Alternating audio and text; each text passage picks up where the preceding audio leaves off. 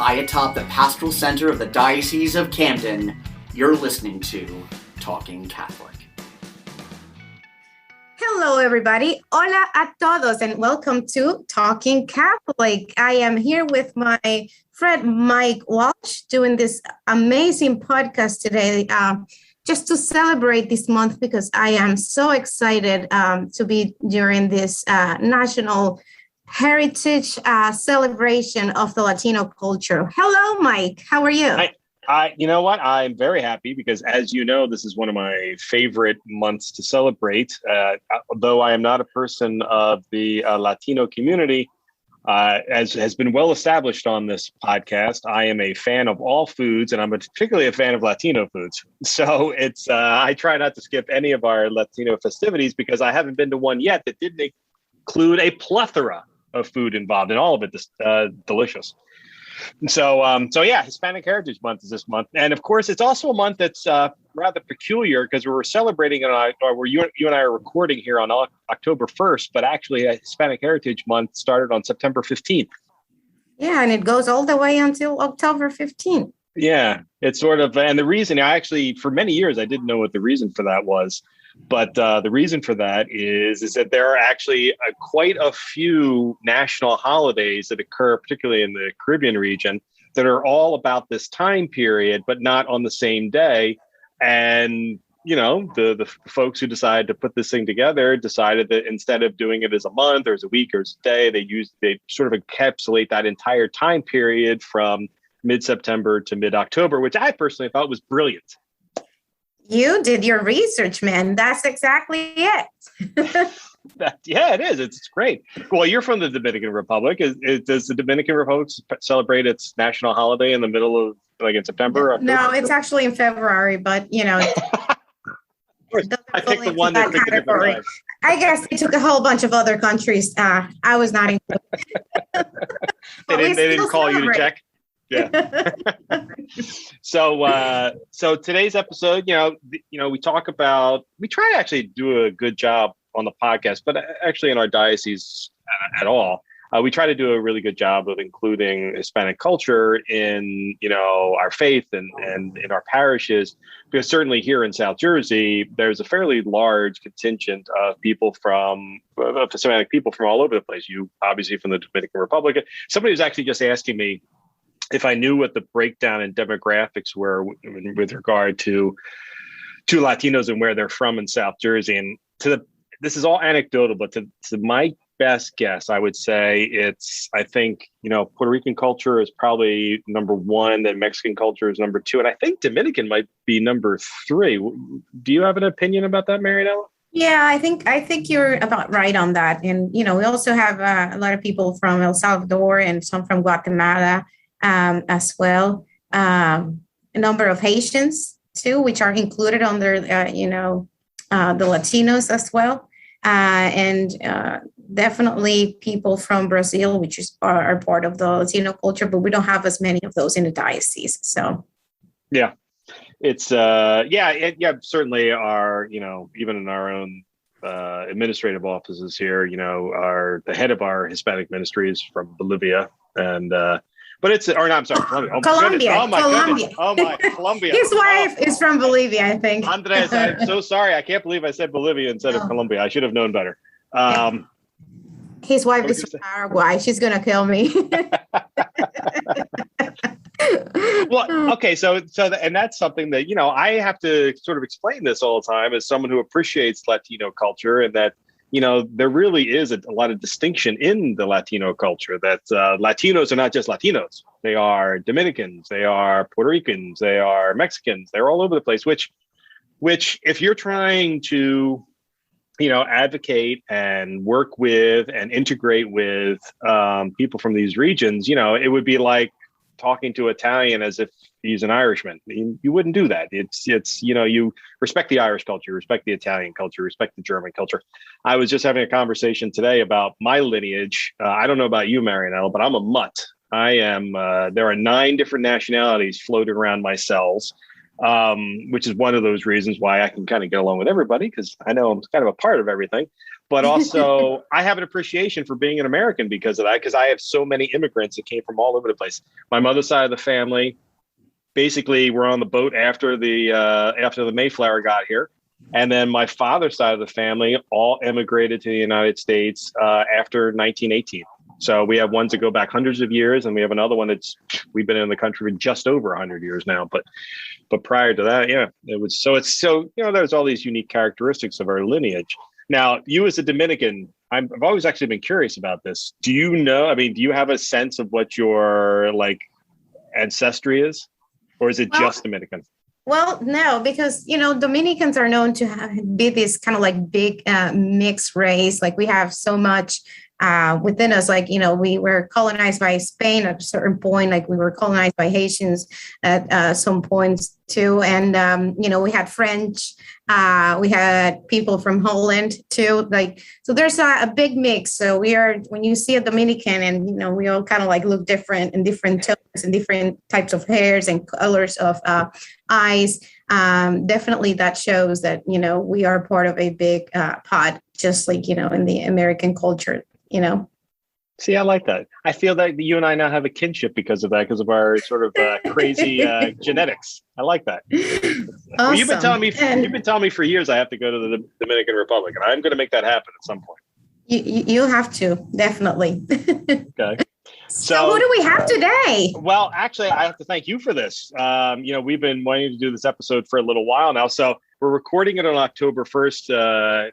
Hispanic Heritage Month started on September 15th. But to your credit, you've been trying to put something together for weeks now, and I've always had some conflict. So thank you for finally being able to get this. So we actually wanted to have two people on today, certainly someone that could represent Hispanic culture. But then we wanted to have somebody on that would sort of understand a school's or parish's importance of integrating Hispanic culture into their community. So we actually have two great guests who I'm actually going to let you introduce. Yeah, so I'm excited to introduce Father Rene Canales, who is a pastor now. Congratulations on that assignment one more time. You're doing a wonderful job in Lindenwold, the parish of Our Lady of Guadalupe, and welcome to our show. Thank you. Gracias. It's good to be here. Good. Yeah, it took so long. Yeah, Father Rene was on. Actually, Father Rene, you were on when we were in person. We're doing this on Zoom, obviously, because it's a little easier, but we were actually discussing something that's coming up soon, as a matter of fact, the last time we had you on, which was the Catholic Renewal Conference that takes place in Wildwood every year, right? Yeah, it's coming up. It's October 8th, 9th, and 10th. I'll be there. We're getting ready for that. Yeah, we're looking forward to it. Giving a little plaque. So we were just discussing today who's going to be covering that for the Catholic Star Herald. So there'll be one of us down there. I even got my, just the other day, I got my invitation to attend, as a matter of fact. Very good. Beautiful. A great opportunity to come and celebrate the Lord. And to make our podcast complete, we have, a principal that has been such a wonderful person for our Hispanic communities in one of our schools. We have Helen Persing, who is the principal at St. John Paul II Regional School in Stratford. And she's been working with Father Rene since he became a pastor at Our Lady of Guadalupe, and have sort of developed a wonderful relationship and done a lot of work with the Hispanic community and with the school as a whole to make the integration of cultures possible at that region. So we applaud you for the effort and for all you're doing to make sure that that's happening. Welcome, Helen. Thank you for having me. I look forward to talking with you. And I know Rene and I have been working, and we have a lot to do, but we care about all our families here, and we do have a larger population of Hispanic families, and it's been very interesting. And I think we've become richer because we learn about each other's cultures and traditions and why people do things certain ways, and it's a lot of fun. I have fun. I enjoy my families, and my only disadvantage is I'm not fluent in Spanish, so I have to rely on people to help me. But I'm getting better. But it's going to take some time. Good. That's wonderful. It's so happy, to have this conversation because I think you have done an amazing job integrating all of the cultures in your school and even in the parish as well. Yesterday, I was present at the carnival of the parish and the school that you have, and it was such an amazing experience just to go with my family and get to see how is it like. And Father Rene had a whole community of Latinos working out the food because, that is good food. So how do you go about sort of like finding, the right ways to get people to actually, work and collaborate for the school and the parish? Well, I think, first of all, you let people know that they're part of the mission. And not only the school parents, perhaps, is a given because, they have to participate because they're part of the school, they're part of the family of the school. But at the same time, one of the things that I've been doing here in Our Lady of Guadalupe Parish is to explain to the people that also we believe in education, that the school is part of our parish. I mean, literally, it's within our properties, within our range. And it's been a privilege to be working with Helen. Everywhere I go, they say, Father, you have a wonderful principal. I said, and when I met Helen for the first time, yes, people were right how open she is. She still got to be an instructor. She still had to be an administrator. And that comes with the territory, even as a pastor. People don't like your decision because it's tough. But nevertheless, when people start seeing the bigger picture and you let them believe and you let them know, listen, the mission is bigger than us, it's bigger than myself or bigger than what we do. So one of the things that I'm trying to educate our parishioners, whether the English community or the Latino community is, we are in this together. The school is our responsibility. So that's why I went out to get all these crews of people. And we get between 20 and 25 people every day for the carnival. So it's over 60 volunteers. And a lot of them are from the school families, but also a lot of them are from the parish, which is good because that will create a continuation. They're willing always to help the church. They always say, they hardly say no to the priest and to the principal. And that shows to you that they respect our leadership and they respect what we represent. I think that says a lot about them, a lot about us, a lot about the church and what we're building here. And it's still plenty of work to do because I just got here, as Helen mentioned. And so I would say that's where we're going to, just to answering your question. I think that's important, Father, because it is about building trust with people. They come and they're a little apprehensive at first because, number one, the language, and number two, they're looking for things to help their children, and they want the best for their children. And I want nothing more than help children get through grammar school, go on to high school. So that's a lot of what we do too, is building community, building trust. I know some of them will show up at the door and they will only talk to me because I have been able to kind of make them feel comfortable, and I don't mind doing it at all. It's just they've got that sense of trust with me, and they know they can come to me about anything. And if I can't understand everything, Father's more than willing to help. But it is constantly building. And, that was a great example last night, a team effort, all those families that were cooking, and Father was out there telling them what to do, and things ran very, very smoothly. But, they all knew where their place was, and they were all willing to pitch in and help anything they could do for the school. And that's really important to us. And, I hope that continues. We are blessed to have a number of families. I think many of our families, though, are from Mexico, from El Salvador, Guatemala. I have some people from Colombia. So it's all, it's great to meet these families and listen to them and their stories. And, having Father on board, it helps to build that relationship and strengthen it. Yeah, it's interesting. So I'm South Jersey, born and bred, and growing up, I always thought of Stratford as, and I say this with respect, sort of a waspy town. It was always very white Anglo-Saxon Protestant. It was I didn't even think of it as a Catholic town. I thought it was mostly, it's to the northwest of Cherry Hill. And the reality is, yeah, it's changed over the decades quite a bit. And so you've had this influx in of a lot of Hispanic families.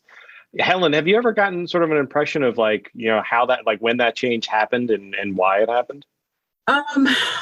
You know, it's, I know in 2008, it was very different.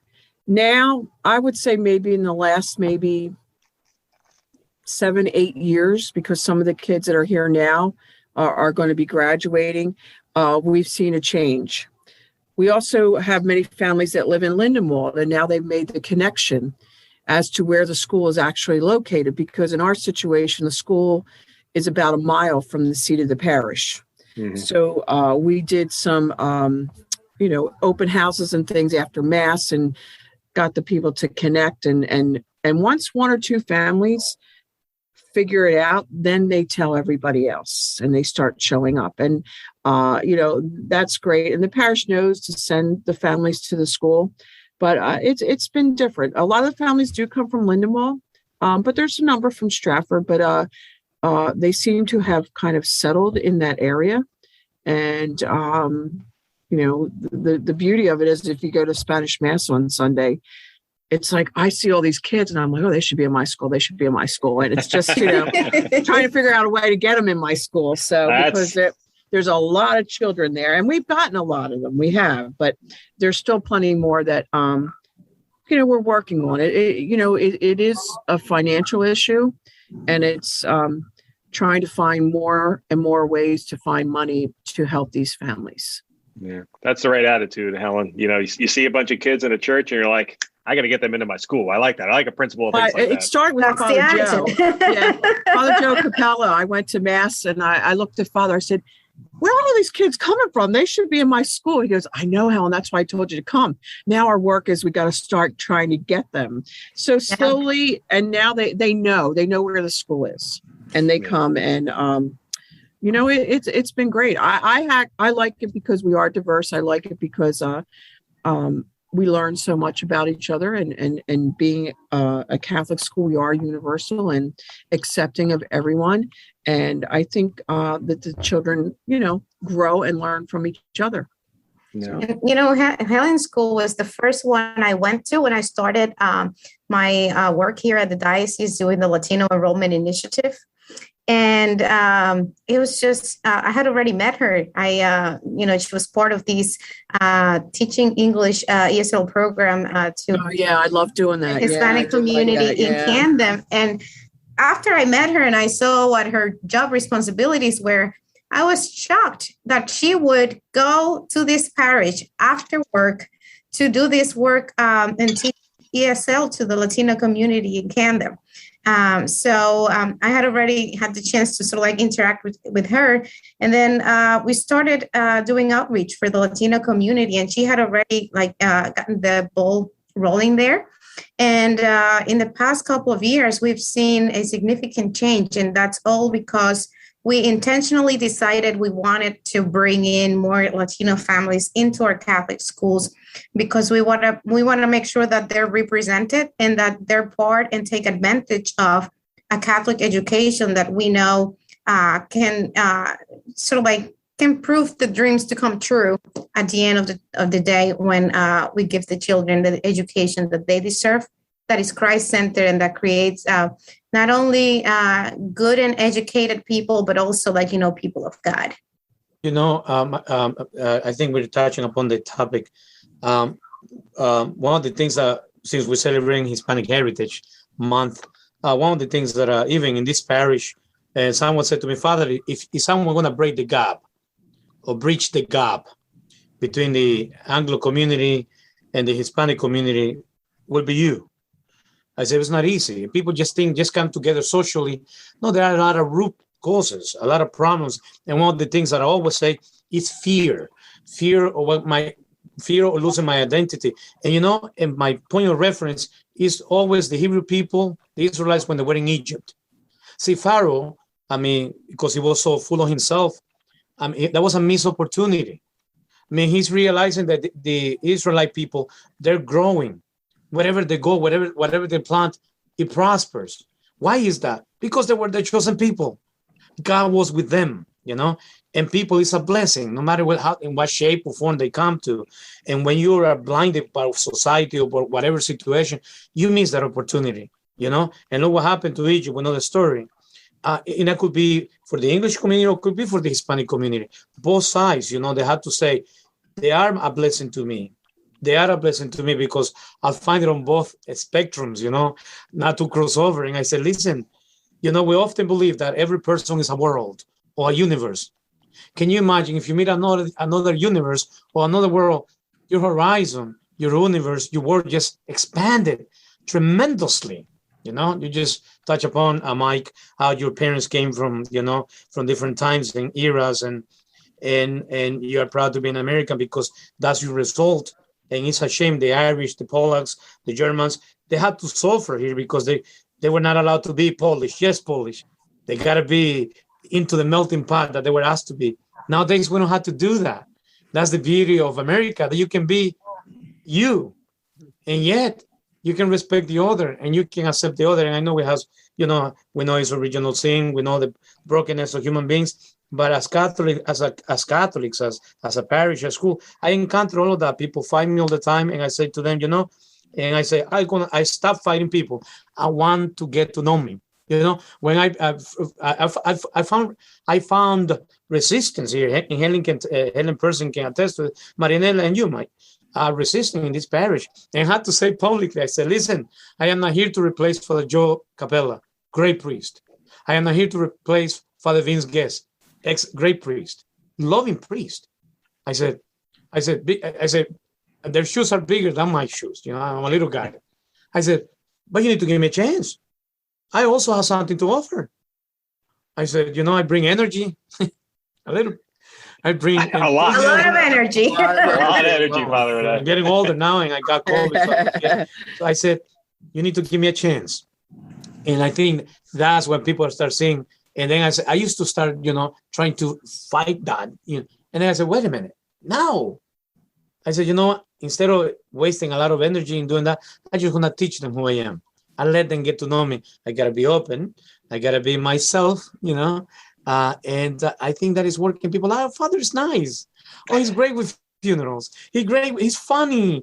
And the kids, they're like, you know, whenever I go, you know, they're like, hi, Father.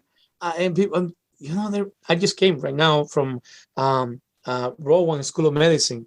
I just did mass for the students who stand to become doctors. And they say, Father, thank you for mass. You just inspire us. I've been going through a hard time. I told them, let's make a deal. You heal the body, I heal the soul. You know, and I think that's my point. And as today we celebrate a beautiful feast, Saint Teresa Lisieux, you know, she was very simple, very little in the little ways. So I think that's what the movement of the Spirit, the movement of the Lord within the school, within the parish, that's what I've been seeing. Does that make sense? Definitely. Absolutely, Father Rene. You know, it's so from my perspective, you know, I many times the communications department is also the complaint department. And, you know, sometimes we'll get some messages from folks who will be disappointed that a priest moved someplace else, or disappointed that they got a priest of Latino descent or Indian descent or, you know, Haitian descent or something like that. And, you know, we say the exact same thing to them, Father and I. You know, we say, you know, we certainly understand this is a new opportunity that before you right now, you're going to get a chance to learn from someone new with completely different perspectives. And I have never had an interaction with a person who came from someplace else that I'm not familiar with, where I didn't leave it like in a positive way. You know, people will often say, you know, and I'm sure you've gotten this a lot, Father Rene, you know, well, I have a hard time understanding his homily because of the accent. And I'm like, you know what? That has never been a good reason for me. I have never been able to not understand someone because of their accent. You know what? If I did, you know what I did? I'd go up and talk to them afterwards and go, hey, I didn't quite make that. What were you trying to say like that? It's an opportunity to interact. Marianela, I have to imagine you've come across this too in schools probably, right?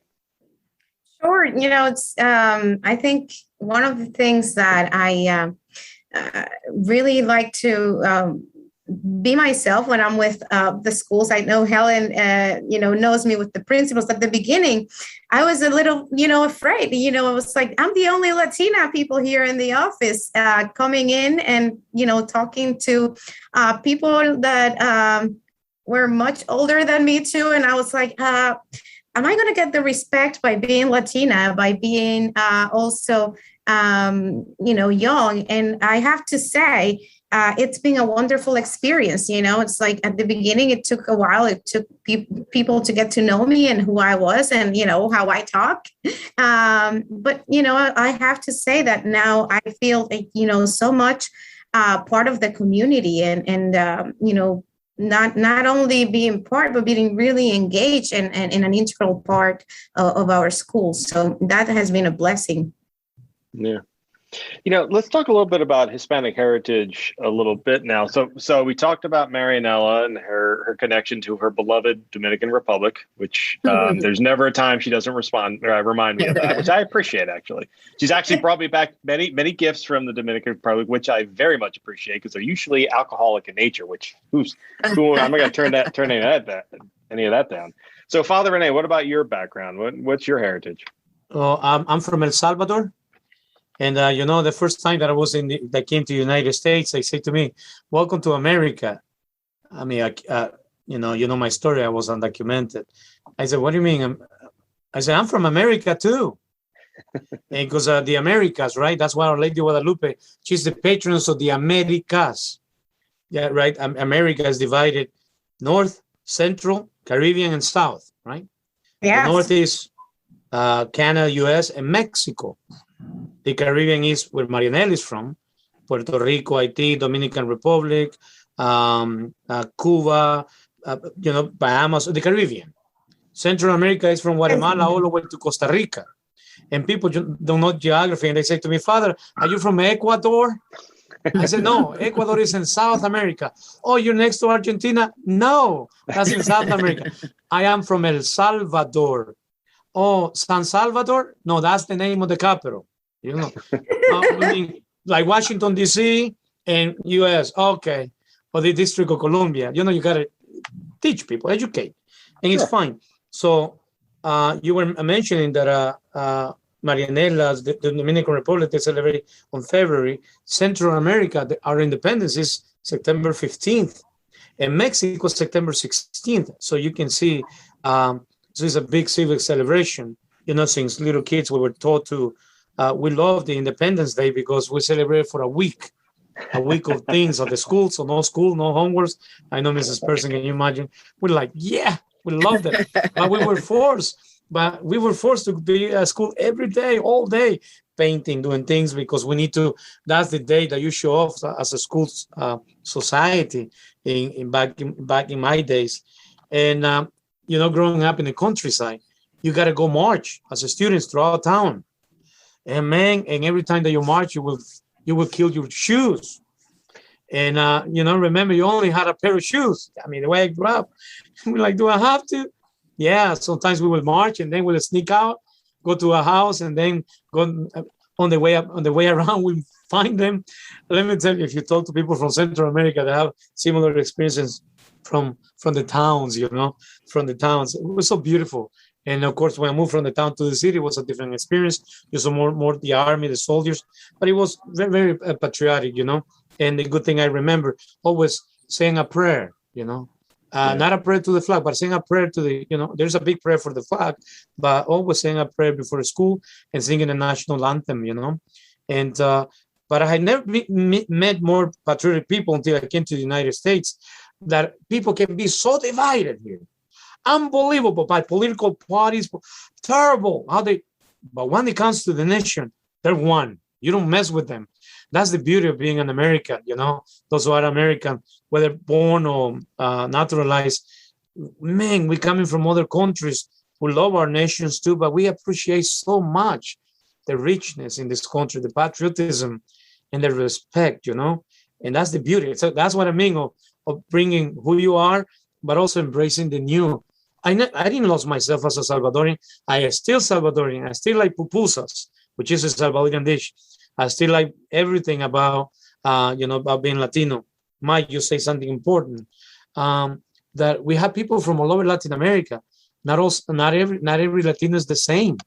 As priests in the United States, when you minister to them, you need to navigate, because I know Spanish is locally is the same language, but we have different traditions within. I mean, like the Caribbean people, they're very, at beating, they're very cache, tiki we call them. Yeah, that's just Islamic. And I need to learn. It's funny, every time that I go back to El Salvador, they look at me when I'm talking like this. I'm like, they don't understand me because I use words from the Caribbean.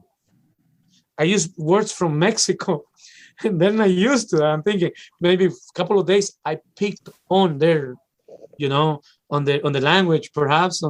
It's amazing how complex things are. How what is the word I'm looking for? Affected we are, which is good. And you tell them, as a priest in the United States, you got to be one with everyone. I mean, whether you have an accent or not, you still, because not every Latino is the same, not every American is the same, Whether you're from Philly, from South Jersey, big difference. I went to school in Philadelphia. Philly. Father, you go to Philly? I said, yeah, I go to Philadelphia. Oh, where are you going? Where you live?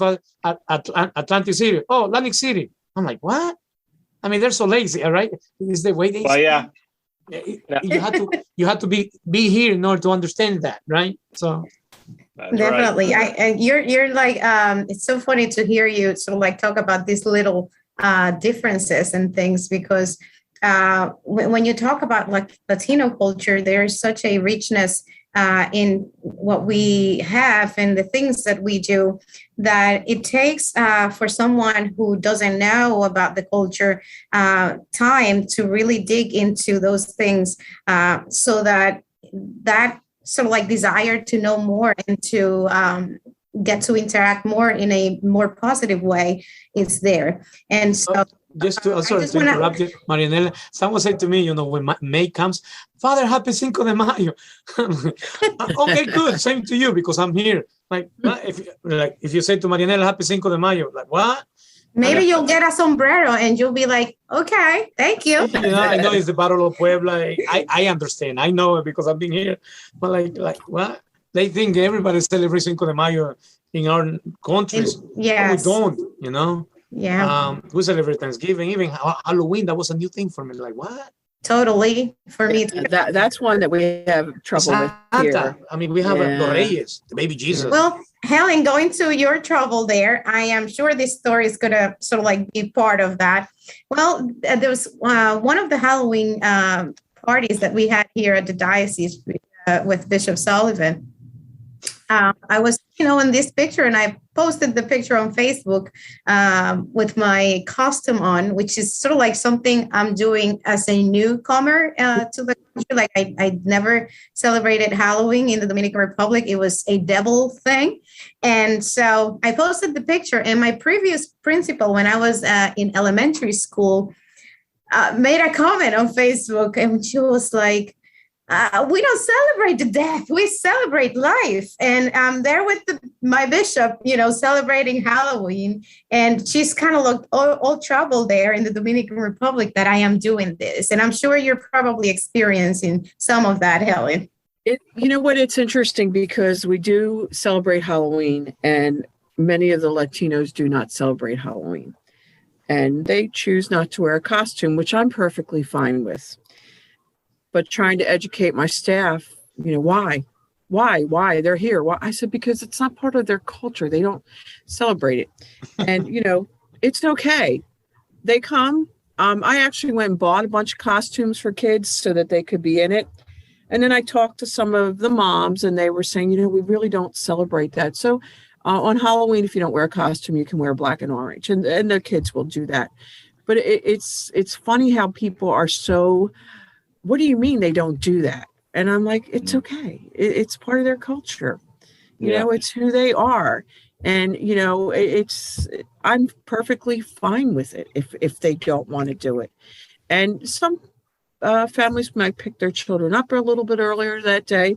And then others, but I just tell the teachers, it's fine. We have to learn to respect each other's ways. I have appreciation for the Hispanic culture because of the simplicity of things. I think as an American, we tend to be very materialistic, and I've seen through my Latino families that it's very simple things, and it's not having to have the biggest house or the best car, and it just, to me, I'm very appreciative of the way they live and their lifestyle, and the fact that they are very devoted to their parents and their grandparents and taking care of them. And sometimes I think that gets lost here in this country. It always doesn't happen, but the holidays are different. And I'm getting used to the PR and the DR and the EL, and all the countries.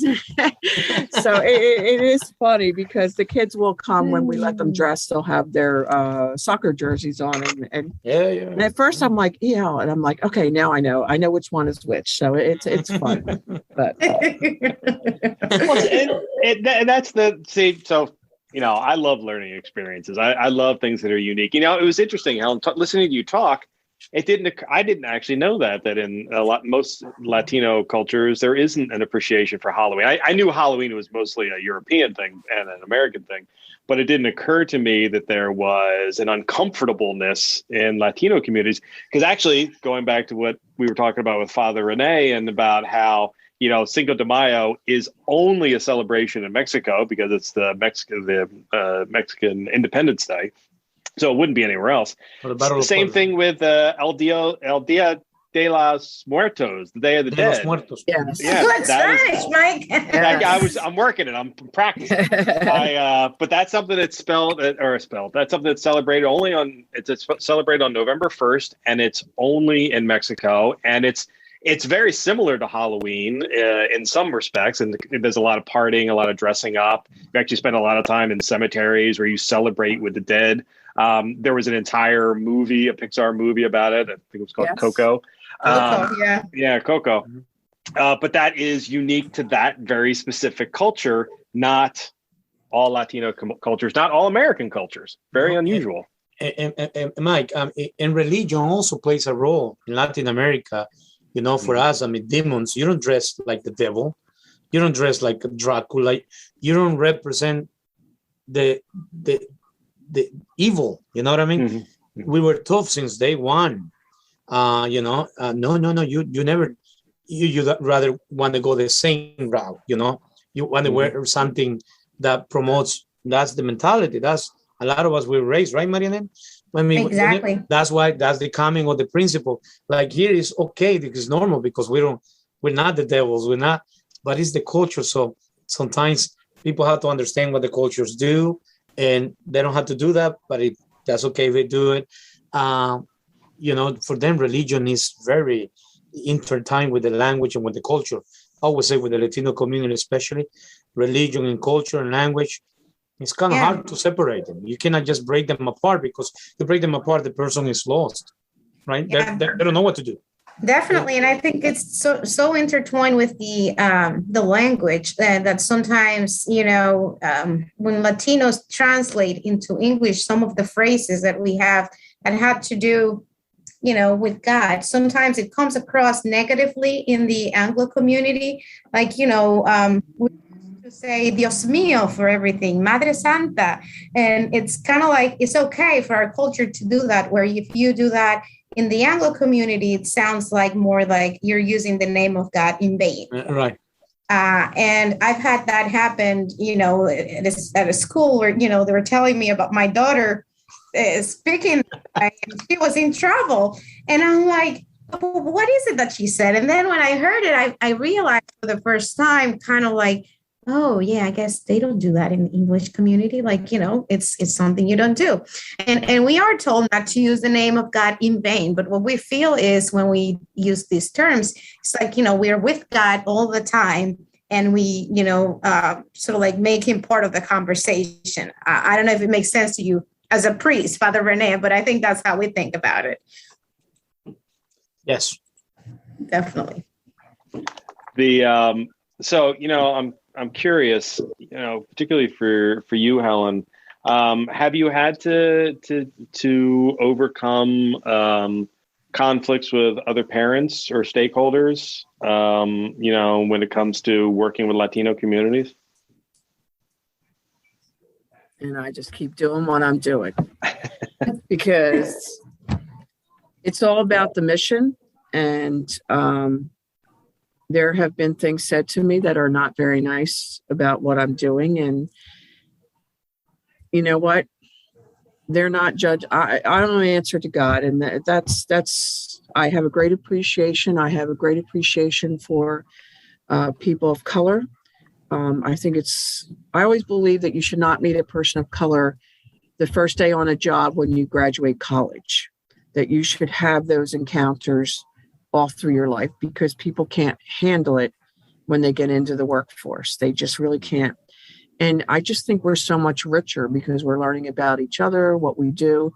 But yeah, there's been a lot of bumps in the road and there's been calls made up to the diocese about me. And you know what? It is what it is. So Father Rene's happy. Marianela's happy. Bishop's happy. Bishop's happy. And, yeah. And it's, you know what it is? They just want their kids to have an excellent education and to go on and go to high school and college. And I've always believed that Catholic schools are a place that we serve everyone, their color, the disadvantaged, the poor. I don't believe that Catholic schools are places where only people who can afford them should be there. I don't think that's the way it is. I believe everyone who wants a Catholic education should be able to have it. Now, can I always do that? No, because it all comes down to the whole, the finances. If I had my way, I would do what I want, but I know there's people I have to answer to. So, but it's just, it doesn't get me down. I will tell you that I sleep well at night because people can say what they want to say. So, yeah, definitely. Well, I'm glad to hear that, Helen, because I tend to agree with you. Now we're going to lose Father Rene soon because I believe he's off to a wedding soon, right? Father Rene, you said? Correct.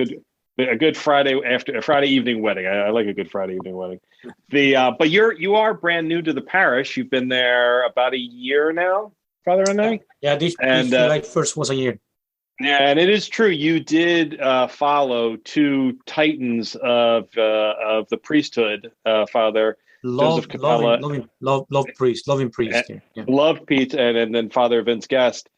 Fortunately, they were followed by another beloved priest, Father Rene Canales, who has a flock of followers all over the diocese who love you. And I think that is due to the infectious nature of you. And I don't mean that in a COVID way. I mean that in a you have always been very. Every time you and I have ever interacted, and anytime I've ever seen you on the job, you're so incredibly joyful and welcoming, and I can absolutely see why you've been very successful every place you've gone, in particular here in Lindenwold with that parish. And that's a unique parish too. I mean, that's a parish. It's actually a shrine as well. It's Our Lady of Guadalupe Parish Shrine. It's a great parish. It's a merged parish that had a number of different communities that came together from. If I'm not mistaken, does that parish also have a Burmese community? Used to. Only one family remained. But we have a lot of Filipinos and we have a lot of Africans.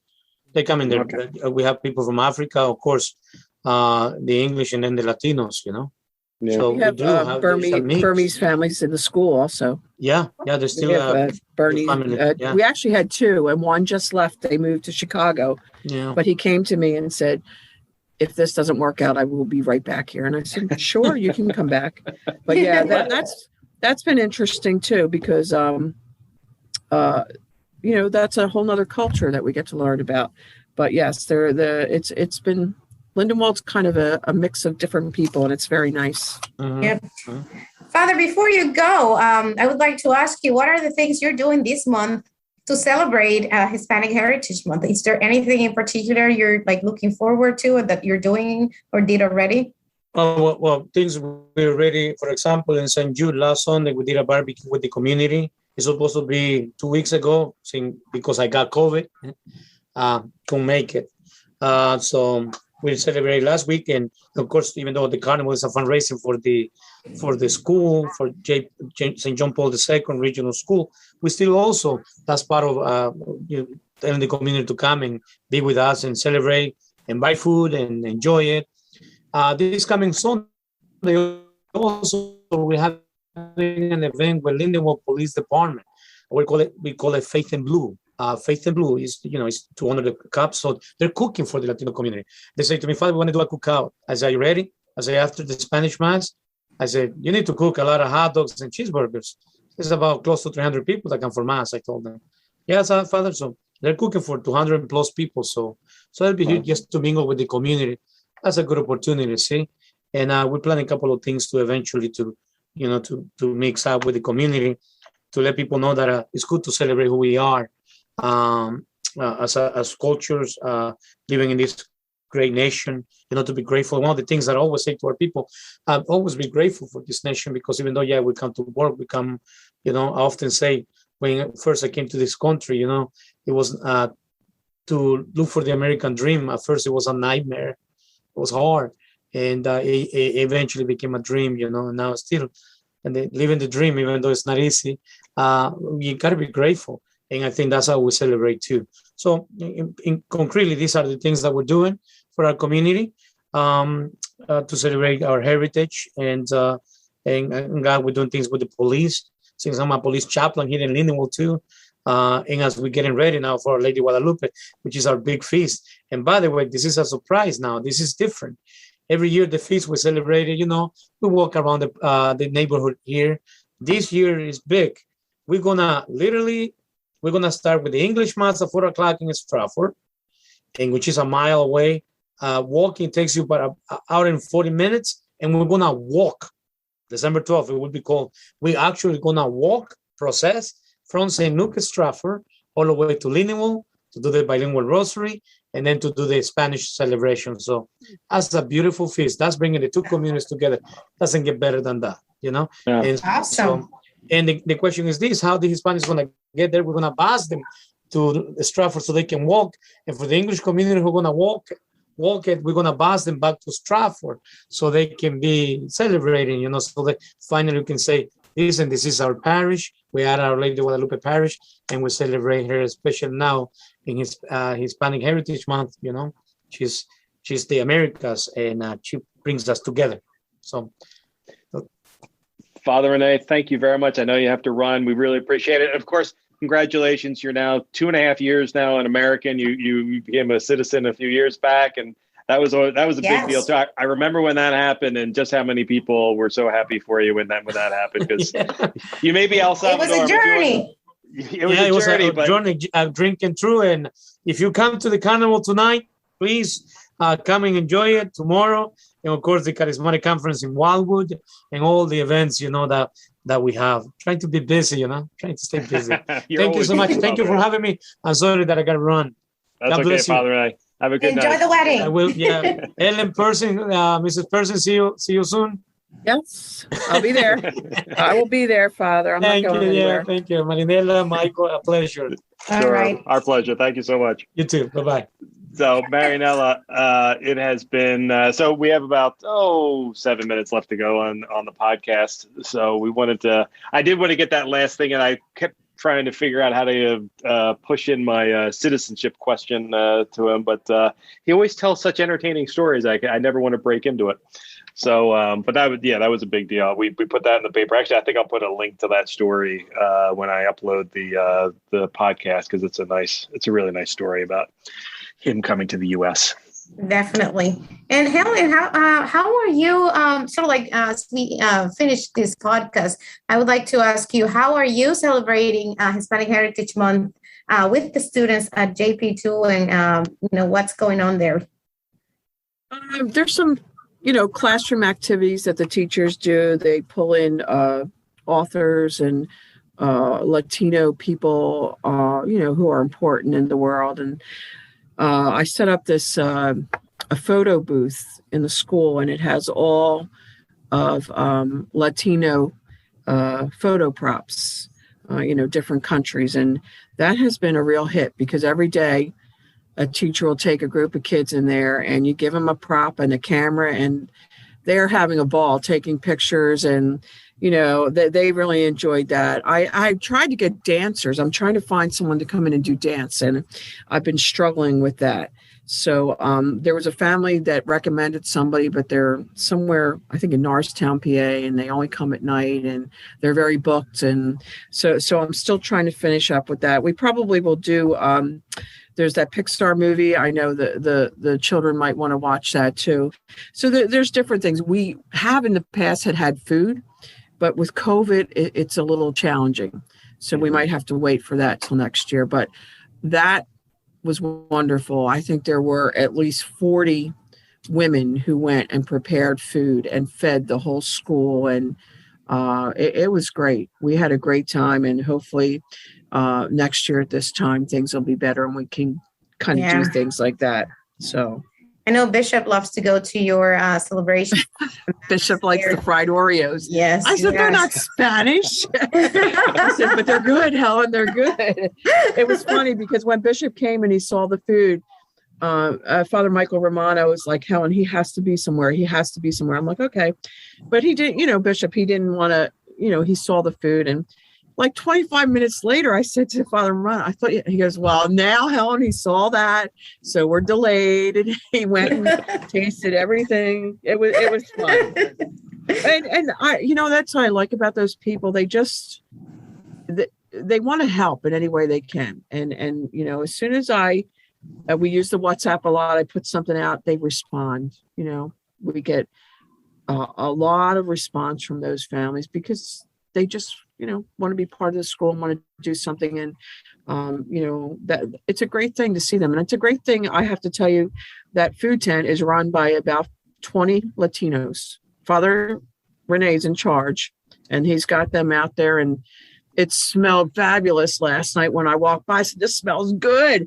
And they were laughing, but, they're hardworking people. They really, serviced everybody last night and had a lot of fun working together. And that was a good thing to see, that all those people show up and they know exactly what they had to do, and things were up and going by 6:00 and people were ordering dinner. So that was great.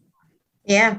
That shows some cultural competence there. Even the fact that communication was not working for you and you decided to take another direction to communicate with your Latino families in the school so that, you could get the responses that you needed from them, but at the same time, they could get the information that they needed from you. And so you've been translating a lot of the materials that they get. That's been such a wonderful thing for the families. And, many of them have come and said how wonderful this is. This is just, they feel special. They feel connected to the school. So at this point, when I talk to the families that I encounter as I visit the school, they pretty much don't feel like the strangers anymore. They're kind of so integrated. They're part of it. And that's definitely a story to tell for, other schools that maybe trying to break that barrier.